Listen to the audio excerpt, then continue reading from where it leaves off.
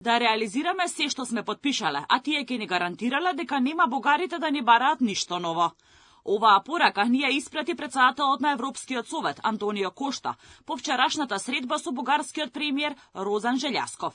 Кошта порача дека Македонија морала да ги исполни обврските од договорот од 2022 година за да напредува кон Европската унија. Тој изјави дека е лично вклучен во процесот и очекува напредок по локалните избори во земјава. Ги посетив и Бугарија и Македонија. Разговарав многу пати со премиерот, со председателот Радев, со председателот на Македонија, со премиерот Мицкоски. И верувам дека по изборниот период кој моментално е во Македонија, можеме да разговараме и некако да постигнеме напредок во овој процес. Северна Македонија долго време работи на овој процес. На оваа средба и бугарскиот премиер Желјасков испратил иста и континуирана порака, пренесоа бугарските медиуми. Единствениот пат за Скопје е целосно спроведување на договорите, без можност за нивна ревизија. И тој, како и нивниот министер за надворешни работи, Георг Георгиев, негодува за иницијативата за оценување на уставноста и законитоста на протоколот од вториот состанок на заедничката меѓувладина комисија со Бугарија.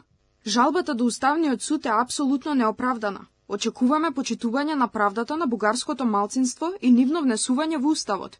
Тоа е предуслов за европскиот пат на Македонија. Во исто време, Георгиев, во писмо до министрите на земјите членки на Европската унија, како и до високата представничка Каја Калас и еврокомесарката Марта Кос, изрази загриженост, откако што вели, континуирано одбивање на Македонија да го спроведе договорот со Бугарија. Георгиев ја обвини владата во Скопје дека наместо исполнување на обврските води политика на конфронтација и провокации, посочувајќи токму иницијативата до Уставниот суд за протоколот. За ваквите тврдења, председателката на државава Гордана Силјановска-Давкова изјави дека ја е непријатно да коментира, како што рече за работата на Уставниот суд. Пораките од Софија се јасни. Скопје мора да го спроведе она што владата на СДСМ го подпиша, за да остане на европскиот пат, а токму и социјалдемократите се чини дека се на иста линија со бугарските политичари. Лидерот на СДСМ Филипче вели да ги внесеме бугарите во Уставот, оти немало што да се чека.